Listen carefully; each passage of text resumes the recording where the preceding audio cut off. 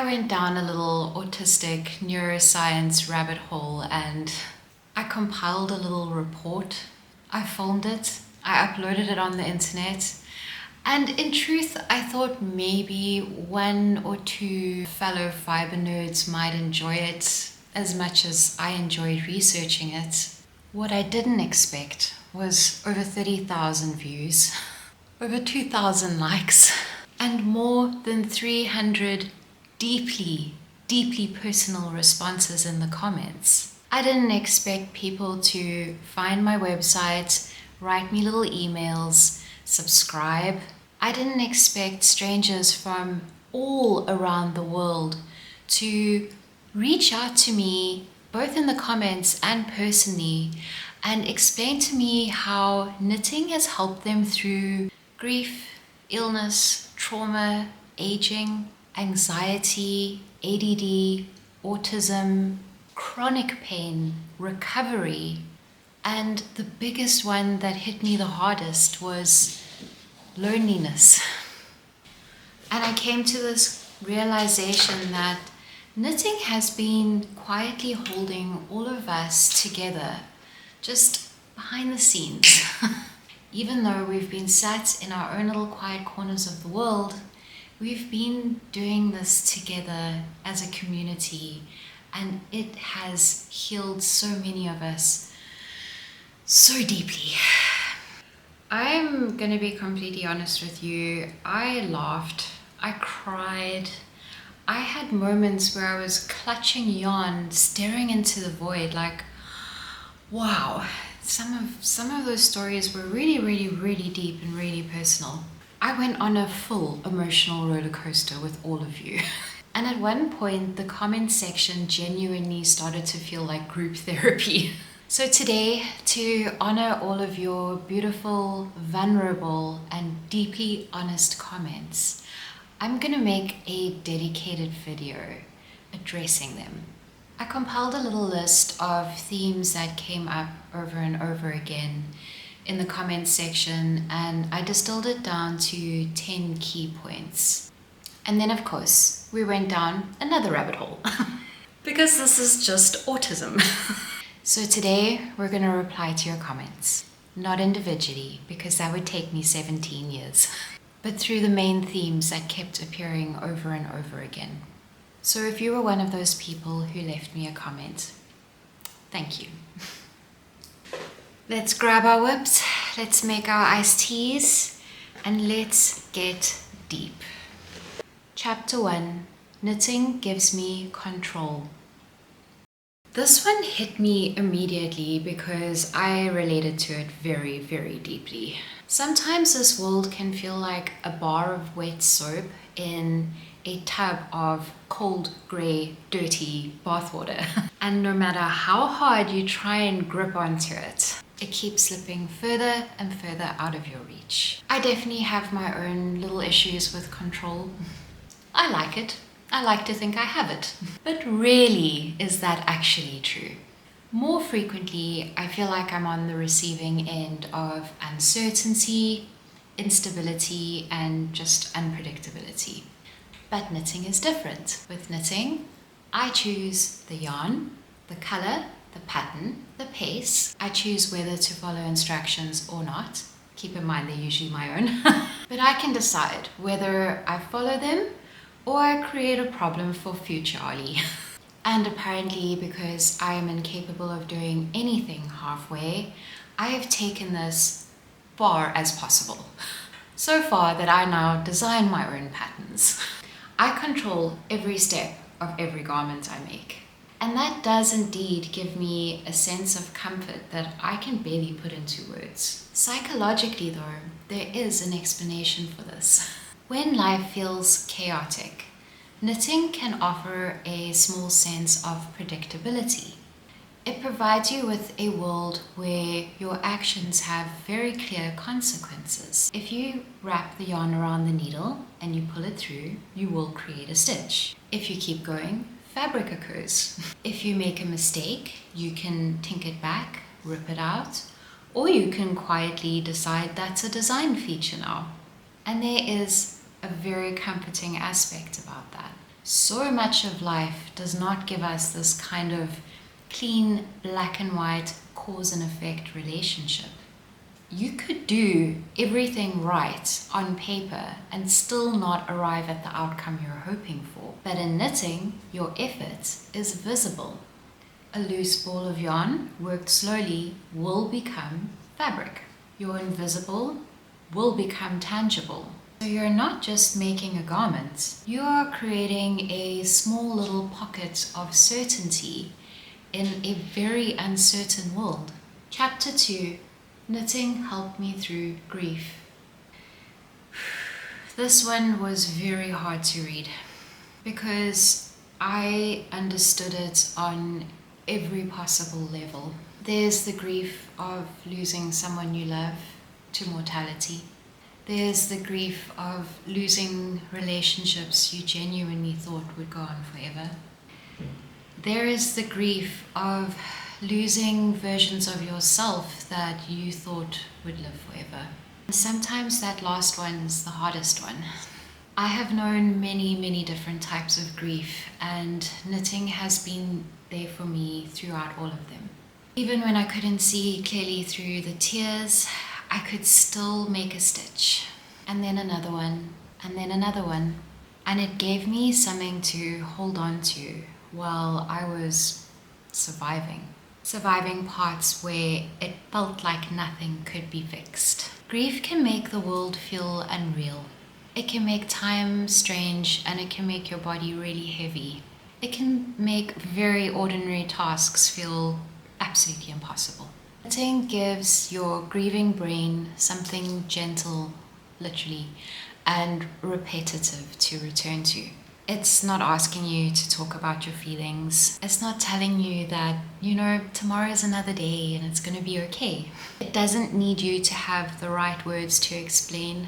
It simply gives your hands something to do while your heart's busy catching up with what just happened. And I do think that's why so many people knit through loss.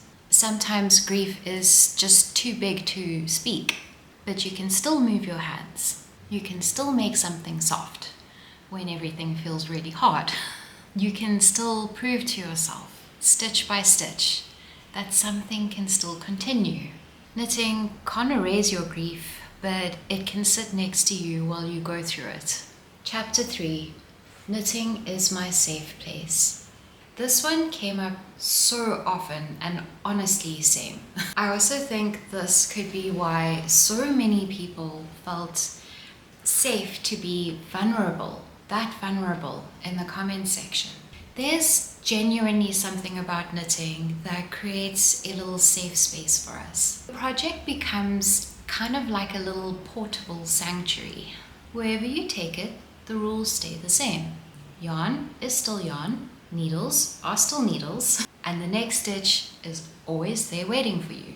That kind of predictability can be really stabilizing and grounding when the world feels so loud, so demanding, and quite often emotionally unsafe. It can also act like a social boundary. If you're holding your project, you have a reason to look down. You have a reason to pause. You have a reason to take a breath before you answer a question. You have a reason to be fully present without feeling fully exposed. So if you are anxious, introverted, grieving, neurodivergent, or someone who just easily gets overwhelmed, this can be a very precious gift. And then there's the physical comfort. It's the weight of a project on your lap. It's the texture of the yarn moving through your fingers. For some, it's the sound of the needles clinking. And often it's just the rhythm of your hands. Safety is not only a concept. It can frequently be a sensation. And frequently for us, it feels like wool or cotton. Sometimes it's a half-finished sock or sweater that comes with you in a little tote bag on the train, to the doctor, to family gatherings, to any kind of a waiting room. When knitters call knitting their safe place, I think they mean they're taking a little safe room with them literally everywhere they go. And I Love that. Chapter 4. Knitting regulates my nervous system. This theme appeared so often, I almost made a dedicated video on it. A lot of you told me that you clicked on my video, sat down feeling completely deregulated, disheveled, just overwhelmed. And by the end of it, you felt a lot calmer. Some of you said it was the tone of my voice. A bunch of you said it was a good topic. But I actually think what really happened is that we all felt seen. And being seen can feel regulating too.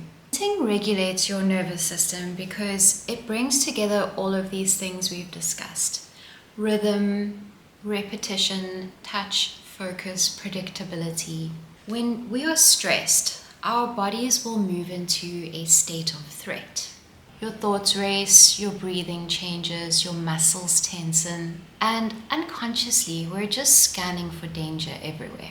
Knitting gives the body a very different message. The movement of your hands narrows down your attention. It causes your breathing to slow down, and your brain begins to shift its focus to the next stitch instead of that disaster horror movie you've got rolling in your head. It's a body-based way of letting you know that right now I'm okay. It's tactile feedback. Anxiety has the ability to literally pull us out of our body and into spiraling thoughts. Knitting can bring us back again, just through the sensations alone. Feeling all of that yarn, needles, texture. And it takes up just enough attention to quieten down all of that background noise and allow you to feel safe and focused in the moment. It's unlike doom scrolling or binge watching TV, where you are actively taking your attention away, but not enough. You can actually still mentally doom scroll while doom scrolling. But it's not as demanding as, say, reading or trying to sit down and get a bit of work done or having that difficult conversation. It sits in that strangely perfect middle space. Enough focus to help, enough rhythm to soothe, enough progress to feel real. Chapter 5. Knitting is my identity. Whew, again, yes, very much yes. I think I might have goal-bossed this one into another dimension, but yes. Knitting can start out as a hobby and then turn into a way that we understand ourselves. You can stop being someone who just knits occasionally and you can become a knitter. It's a really fascinating shift. It's fascinating because it's not just about the object you make, it's quite directly linked to the choices. All of them, from your colors, your fibers, your tolerance for lace charts and chaos. Every project ends up becoming a tiny archive of the person you were and the person you're becoming. Things you liked, the things you learned, the things you were coping with, the things you were dreaming about. It also gives us knitters our own little language.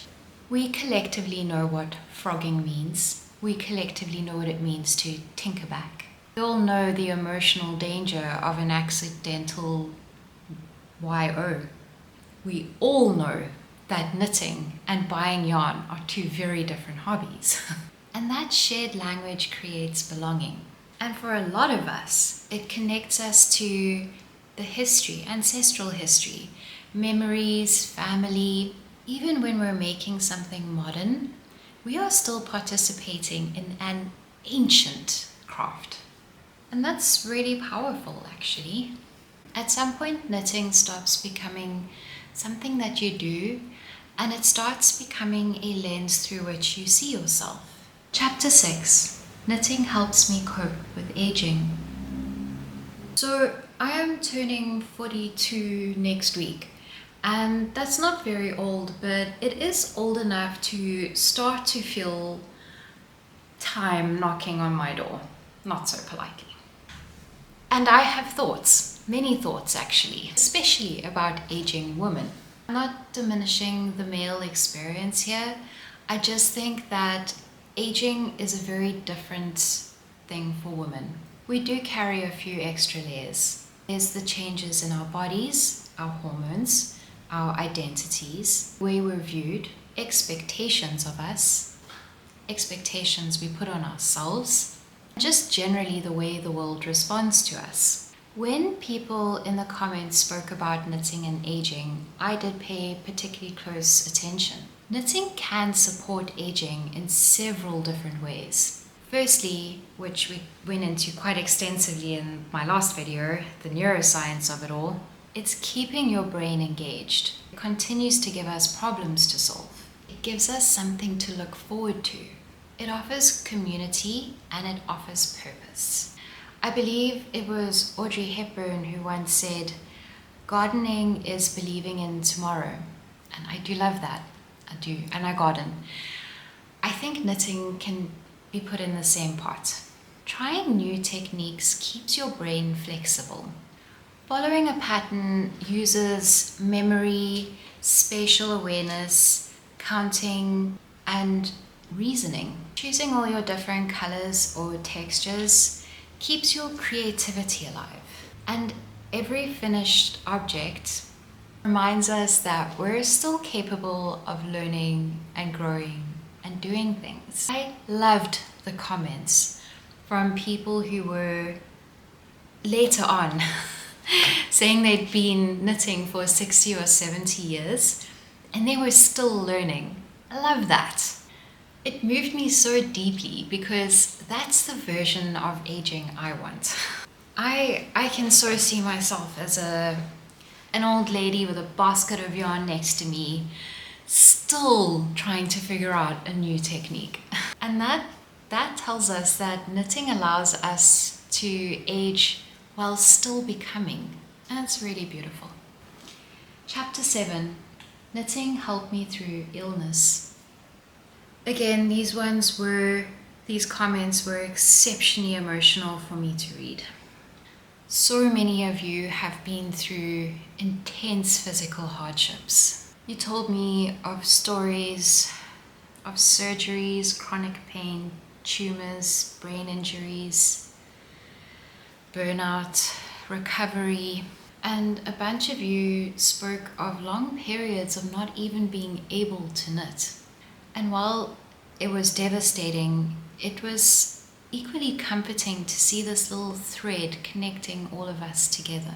Illness can take so much away from you. It costs your energy, your independence, it takes away your routines, and maybe the hardest is feeling at home in your own body.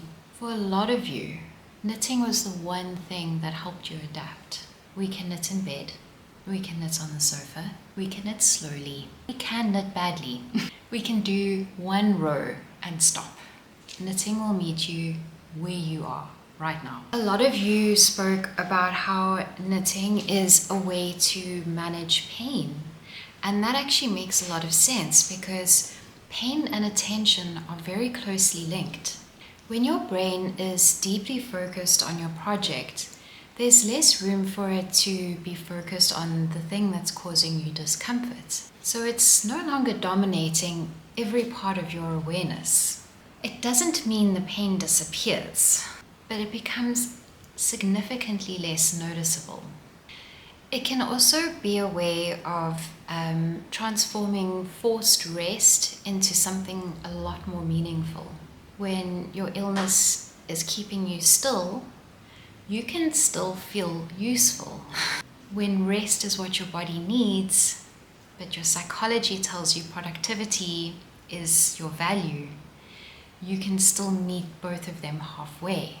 You might be resting, but you're still creating. You could be unwell, but you can still be you.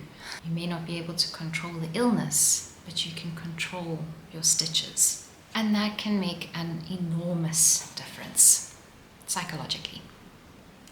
Chapter 8, Knitting makes me feel less alone. Whew. This one hit another deep nerve. As a trauma survivor, I am deeply introverted. Even when people want to be let in, I can have a very, very hard time opening that door. And that can be lonely.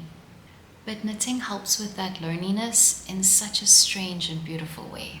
Sometimes it connects us directly to other people through things like knitting groups, communities, online or in person, yarn shops, comment sections. It kind of connects us to something larger. It can feel like a little connection to the person we're making something for. It can feel like a little connection to the person who taught us how to knit. I bet we all have a special place in our hearts for those people. It connects us to the millions of people who understand how that dropped stitch could ruin your whole afternoon. There's a special type of companionship in shared experiences. Even if you're just sitting alone in your home, you're not really alone in this craft. You are part of a long lineage of humans that have been making warm, beautiful clothes lovingly and slowly. And I think that is one of the reasons that comment section took on a life of its own. A lot of us realized we were not the only ones. My camera overheated right in the middle of a very emotional delivery, so it's the next day, but we're gonna keep going. They were not the only ones knitting through grief. Through anxiety, illness. We weren't alone by feeling slightly feral when someone interrupts us while we're counting. And there is a huge amount of relief in that. There is connection in that. Chapter 9, Knitting is my constant when life feels unpredictable. This one does overlap with control a little bit, but it does have its own nuances, so we're going to give it its own section. Because a constant is not always something that we control. It's more something that stays. Because life changes, people change, our bodies change. We move homes, we change jobs, our relationships change, the world is changing.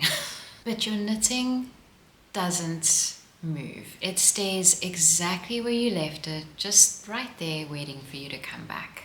Your project's not gonna judge you for disappearing for 3 weeks. You don't have to explain anything. It doesn't want to know why you abandoned it in a tote bag under a table. It's just there waiting for you to come back to it. And that is very comforting.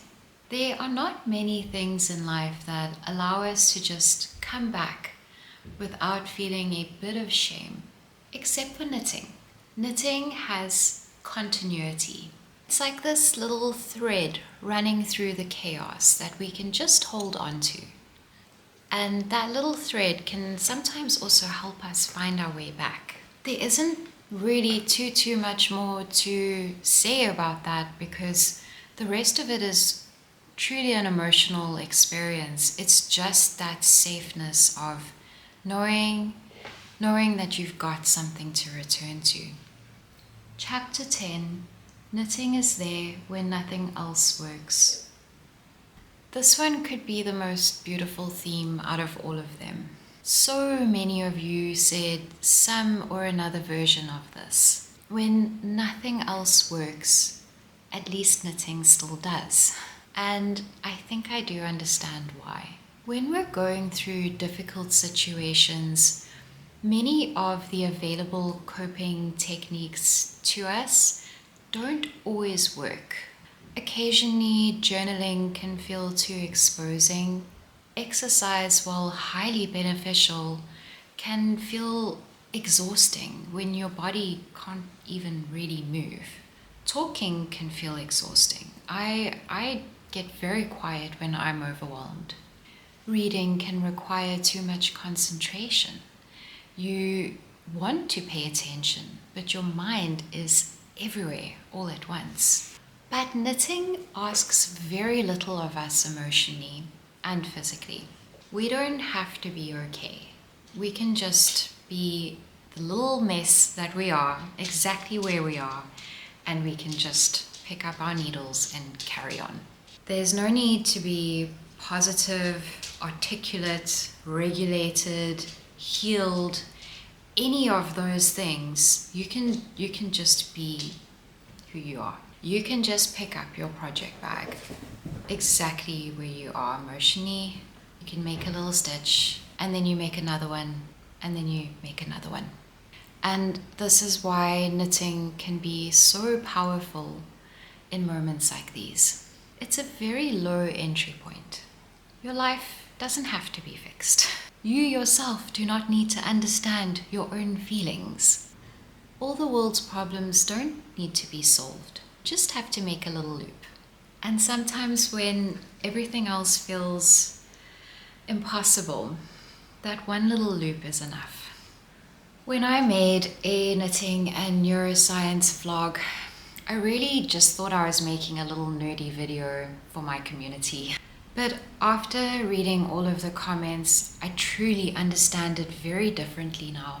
It's not just about your brain. There are so many different departments that it is actively affecting. There's so many ways that it is actively stabilizing.